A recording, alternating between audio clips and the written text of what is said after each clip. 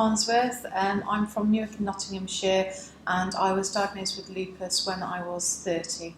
Hello, I'm Graham Hughes. I'm here at the London Lupus Centre in London Bridge Hospital. So I'd never heard of lupus before, Right. and when I was just 29, I gave birth to my second child. I already had a toddler who was under 2, Right. and I was working in my own business with my husband, Yeah. and it was just 2 of us in the business. We'd taken on a new employee because we knew I was about to go on maternity leave. Probably about a month or 2 after I gave birth, one day I'd been making cakes with my son, whisking very thoroughly, and my arms were just excruciating, and I thought it was because I'd been whisking this mix quite thoroughly. But then it didn't go away, and after about 2 weeks they were so painful. It felt like they were in a vice and someone was crushing them.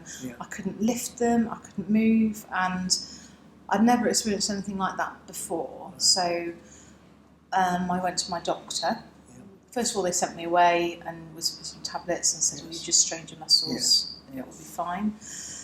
Then when I went back a couple of weeks later, I always think back and I always consider myself really lucky.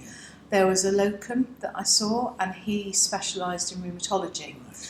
And so he instantly picked up that something was out of the ordinary, and so he did some blood tests. By the time I got the results of the blood tests, and I was quite blasé, I was busy, I had young children, so I didn't bother going back for them. And they phoned me to say, you need to come in. And I was like, oh, well, can't you just tell me over the phone? No, you need to come in. So I went in, and I saw a different lady that I'd not seen before, and she kind of sat there very nervously. And I was thinking, oh, should I have brought my husband with me? What's she going to tell me? And she basically said, have you ever heard of SLE or Sjogren's syndrome? Yes. And I said, no. And she said, well, here's some leaflets. We think you've got both. Off you go.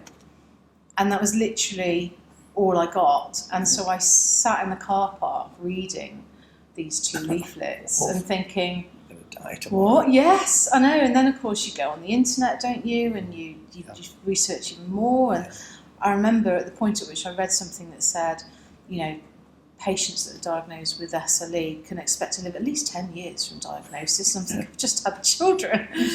So it was quite frightening, actually. And I did feel a bit like, because I didn't know what it was. I'd never heard of it, and I didn't really get much guidance at that point. So that was how I found out. Then what happened after that? Then I got referred then to a specialist at Newark Hospital and a rheumatologist, and I went for my first appointment with him. And obviously then when someone says to you, you've got SLE and Sjogren's syndrome, you read up on it, don't you? And as I was reading, I remember thinking, oh my God, this is exactly what I've been experiencing, the fatigue and the joint pain and the headaches and everything I was reading. I thought that's just, I know that's the right diagnosis. And obviously my blood tests showed that it was the right diagnosis as well. So I went to see this consultant, and he basically, I told him all of this, and he went, read some books, have you? I was like, yeah, I want to research it. Oh, I see. So that's where you got your information from. So I said, well, no, I've had the tests, I've been diagnosed, and he didn't believe me that I had lupus. So I put off going to him, back to him, because he made me feel really awful. One question only. What are you taking at the moment? So I take hydroxychloroquine. 1 a day? So I take 1 a day in the week and 2 a day at the weekends. Okay. I started on 400 milligrams. And then Dr. Lanier took me down to 200, but then my symptoms came back. So you just and the 300 perfect. Seems perfect. That's the trick. Yeah. Unfortunately, they only make it in 200 milligram tablets. I know, and they pain, taste horrible. And the books say take 2 a day, but that's too much for me. I think that you get side effects. Yes, yeah. So. Well, can I ask some questions? First of all, if you go back in retrospect, did you have anything when you were a teenager migraines or joint I'd pain? suffered really badly with growing pains Right. when I was a teenager, Yeah. and I also had what's the disease that kids get a lot and they get really tired? Not glandular fever. Yes, that's it. Right. I had glandular fever as well when I was younger. Yeah. Also lost my dad when I was 30. Right. So I've also been reading quite a lot, and it said that those sort of things can give you a predisposition. Yeah, definitely. So, well, if you ask ask the textbooks, what are the common things? Fatigue does seem to kick it off, or stress. Yeah. Never forget, I had a lady who had 2 bereavements in her family in a year, and each time her platelet count fell towards 0. Right. So it's not in the mind; it's there, and glandular fever comes up all the time, and it's been under suspicion by the boffins as being the cause of lupus, but no one's proved it. But that history is so common. I got glandular fever. I missed a whole term in college, and I wasn't quite well afterwards. But the first pregnancy was without any hitches. Had a cesarean section. Cesarean, yes. But you weren't lupus either. No, it was very definite after the second one, and it was particularly traumatic. So obviously I was going to do my own business as well. And the second thing is, and it's a slight mystery, but after delivery, lupus sometimes comes on or flares, and that it's obviously hormonal, but it's not clear actually. Fascinating. So, how many years ago was that when you had your second child? So she's 15 this year. 15. 15 years Did ago. you start on any strong drugs like steroids? And no, I went straight on to hydroxychloroquine. Super. It took a good 6 months before it really started to work, and I had amitriptyline as well, and have continued to have that at periods when the pain's been particularly bad. So. No, I mean, I think Plaquenil or hydroxychloroquine is a great medicine, and the whole world of lupus, kidney doctors and so on, are starting to use it more and more. So it's the end thing. But there's still things that are not right. Starting everyone, in America, I think they start on 3 a day just to get started. Really? What happens? You get double vision and you think, I'm going blind. And you lose the sense of connection with the doctor. Yeah. So 2 a day max, but I would say just for the sake of waiting, 1 a day until it gets kicked in. Yeah. And there's no nicer thing than seeing a patient 3 to 4 months after their first appointment. How are you doing? So much better, and it's without steroids as well. Yeah, it's definitely been brilliant for me. It's worked very well. Is there any family history of what we call autoimmune diseases? So my granddad, my maternal granddad, had myasthenia gravis. That's definitely the same.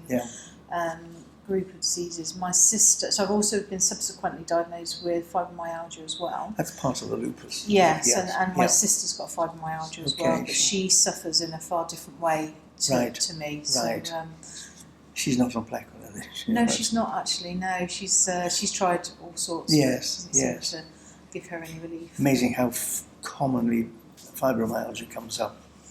Yes. And it's good and bad. It's bad in that patients are not diagnosed with Sjogren's or whatever. Do you get irritable eyes or scratchiness? Sometimes, It's not a constant thing. Good. No. Good. And the realization that one of the rare diseases, as you get older, the chance of a big flare gets actually less. Does it? So that's one thing to. So is it one of those things that now as it's controlled now, there's no reason it should get any worse? And there's always occasional patients, but I would say I see 3,000 patients a year. 1 or 2 have flared at the age of 40. It's very, very unusual. I mean, okay, there are residual aches and pains, but to have a big flare, for instance, an acute kidney flare, I can't think of the last time I saw that actually. So. And one of the theories is that Plaquenil is a good mild immunocalmer. Hopefully, one of the terrible things about lupus is the lack of knowledge. It really is. Loads of people haven't heard of it. Totally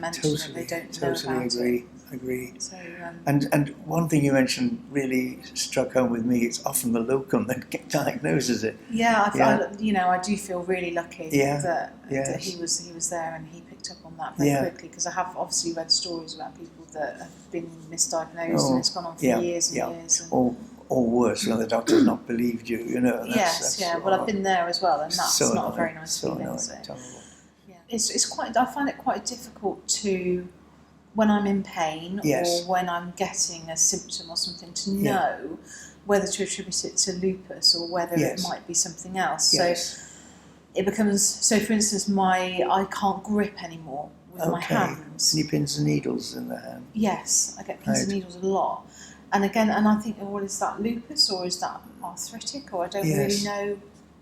That can What be to looked do. at. I mean, that when a patient gives access, you often think of carpal tunnel syndrome, Yeah. which is when God made your wrist, He made a tight fit, Yeah, and the nerve sometimes gets. So you wake up in the morning shaking you, and Yeah. with pins and needles.